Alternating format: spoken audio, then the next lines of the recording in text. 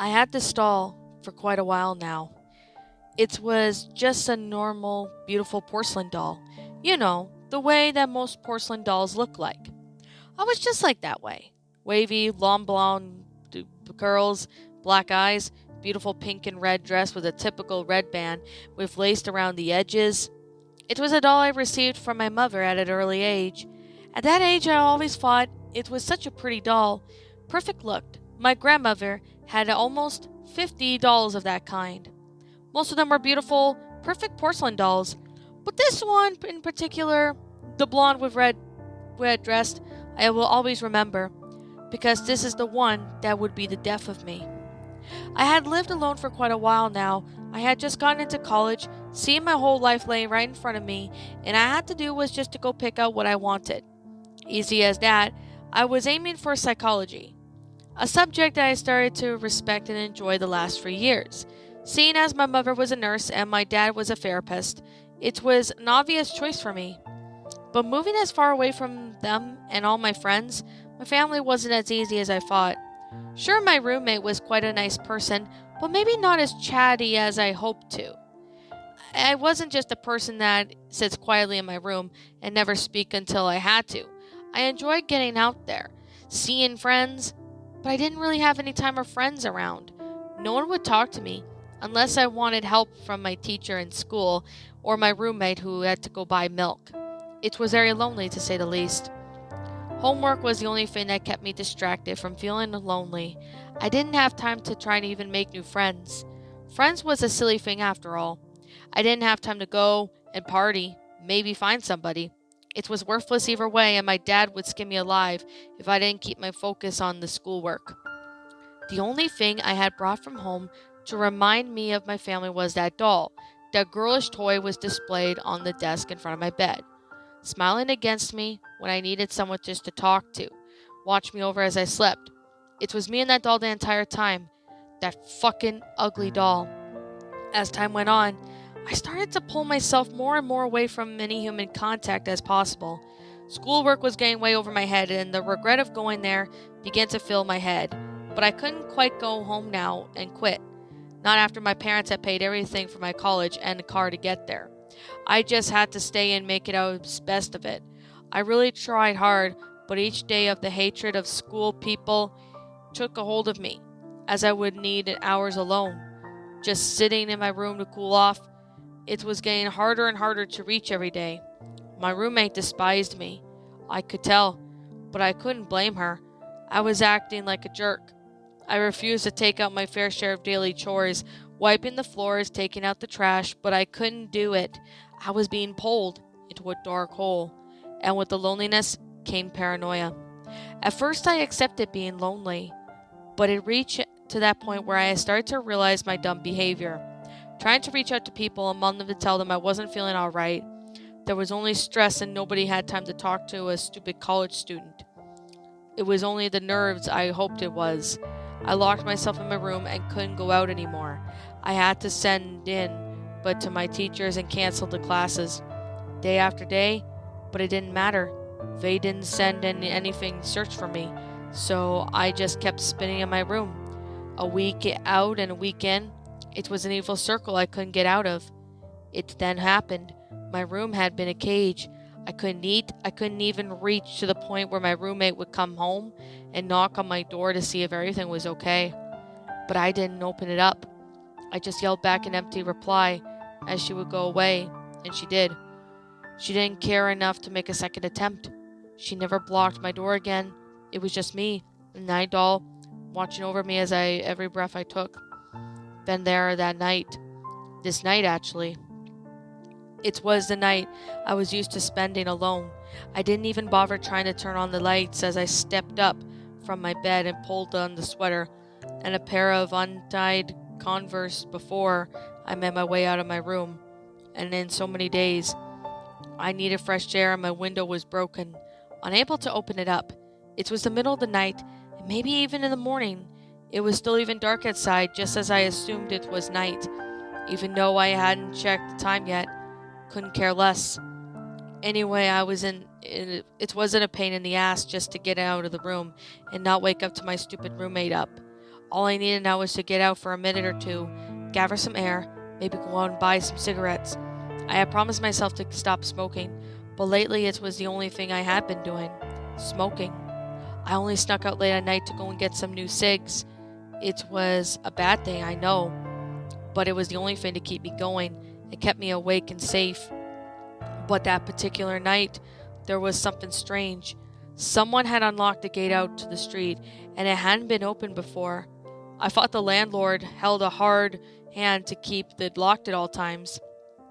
Didn't bother. I just pushed the little red box out of the pocket and started smoking. The good thing about the night was that there was no one around. No one to annoy me with their stupid voices. It was quiet. Maybe just a car driving by. But then, no more than that, it was peaceful. A few minutes later, after getting some cold on my warm skin and some smoke inside my lungs, I decided to go back in and maybe try to watch some television. Nothing good aired at night, but it was always worth a try. I stepped back into the building and shrugged the last bit of unwanted cold off, making myself ready to sneak back into my room. But as soon as I came to the staircase, there was something in the way, or someone. Someone was standing in the stairs. I had to admit, I did scare to the point, but a second later, I was back in my not give a single fuck state and tried to walk up the stairs without confronting the person standing in the hall in the way. At first, I thought it was my roommate, but the shadow of the person was too manly, too big to be the pitty roommate that I knew. I tried to pass off the odd stranger, but just slightly bumped into my elbow in his. But he didn't move or spoke. He just stood there. It was creeping me out. The scenario was too freaky, but of course there was other students in this apartment building that just wanted to scare the shit out of some other poor first-year student. But I wasn't the one to be fooled. But I didn't stop until I heard the sound. It was those sounds where it just caused your concentration to break shut. It was distracting, scarring, unnerving. I couldn't continue on, so I just froze in position, tried to turn around to face him. At first, there was a cracking sound, the sound that had startled me. There had been sobbing, a young man's voice was sobbing, but it wasn't human. Maybe some degree, but the voice was pitching up, like it was breaking through bad static television screen. I had only stand for a few steps away from the man in the shadow. I wanted to break away from my sudden frozen state of mind, but I couldn't. I was stuck, like my feet had been nailed to the stairs. I was trying to speak, but he spoke before I had the chance to. It was getting clearer to see now, since spending more time in the darkness helped the vision clear up. He was wearing some kind of jacket. Black. Everything black. A thrown-on cap, strings falling off from holes in the back. Also, back of his hair was torn and long, but he hadn't been able to cut for a while, or showered it. His appearance was etching inside my mind, but his voice appeared like a dagger in my ears. When he spoke, he made off of another static noise, like a broken radio, but he spoke in words, tried to calm me down, but I was already too scared to try and bring myself up to relax. "You're alone here, aren't you?" I swallowed hard. The thought of somebody spying on me this entire time was filling my head like urging to vomit. Feeling disgusted by this man and voice, I just shook my head. No response. I couldn't give him a reply. I should have. Maybe it would have changed the whole situation for the better. Maybe I hadn't been here now. Scared from life, but I was, and I knew that as well. But when I didn't give him the answer he expected, he turned to me, and his straight was just one of the most terrifying yet fascinating faces I have ever seen. He wasn't scarred or wounded in a way to make it feel uncomfortable by his appearance. But his eyes and his mouth, there was a weird glow, a golden yellow glow. It filled both his eyeballs and mouth, and his teeth were shining a bit of a bright yellow light.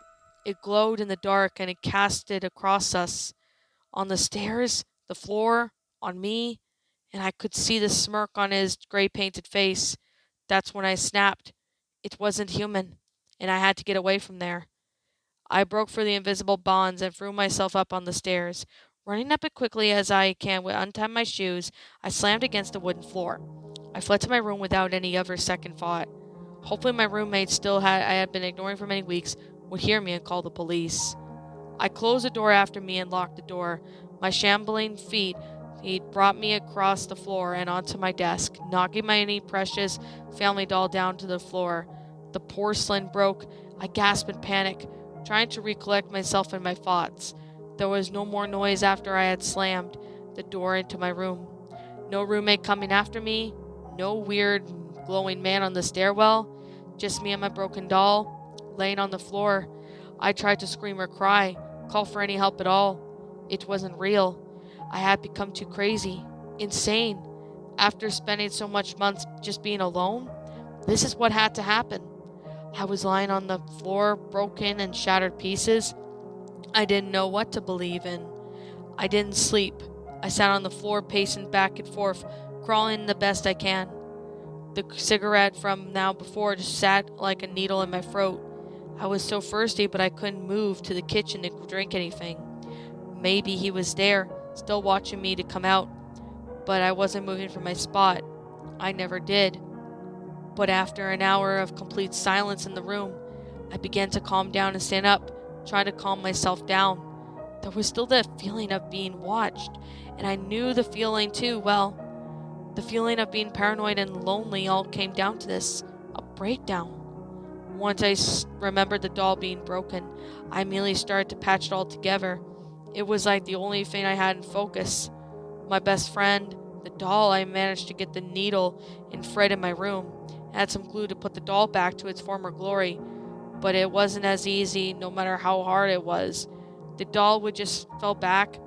It became an endless attempt of nothing. I tried again and again, but it would just fall into pieces. My only friend. I had become too tired from the sudden panicking and the fixing of the doll. I just passed down and put on my bed, but I managed to curl up together in the ball with a blanket over my head, somehow managing that no more monsters under the bed could reach me now. I just wanted all this to stop and to his sleep. I knew he wouldn't come back. This time it was different, however. This time I welcomed it. I was tired of running all the time, and I would rather die in my sleep than face another being lonely again. And now with my friend broken, what was I supposed to do? It was tiring, the way he approached me this time.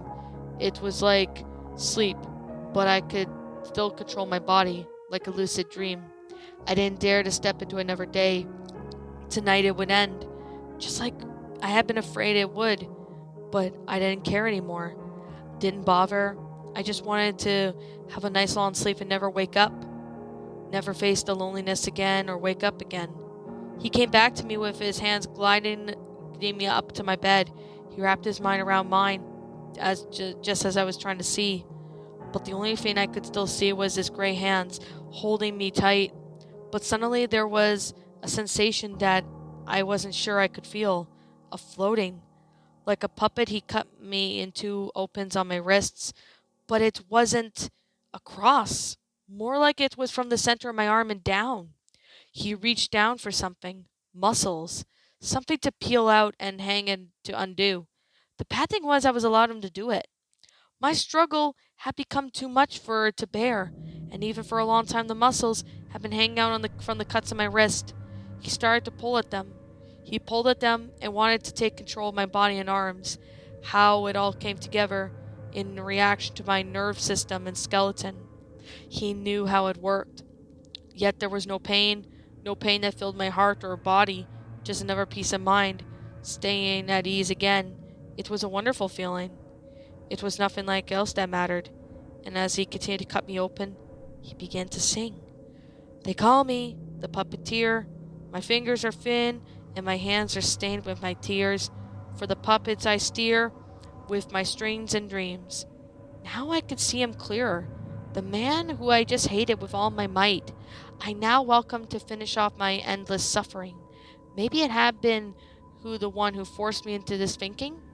Maybe he was the one trying to blame me for everything. What I had done to myself, this was all in my head, or was it real? They call me the Puppeteer. I had no friends like you, for nobody saw the value of my friendship. But at the very end, They become my friends with the strings and dreams. It took me only a minute to lose every sense of my touch. My nerve system had been crushed under the hands of this man, the sting breaking every bone in my body. I could feel the twisting of my ribs and the twisting of my hip bones. All I'd taken for make it easier for him to turn into what he saw was fitting to be. It was like long pieces of torn muscles, and it was strings, controlling my limbs and my head flailing from side to side. All I could see was his smile, so I smiled back.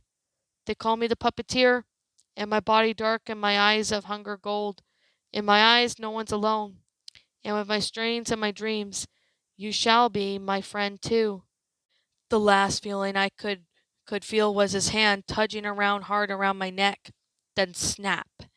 At first I was afraid to see death approaching me this way. I had never thought of this way. I would have never said I refused, and if I could, have decided all on my own, but I didn't. I said yes.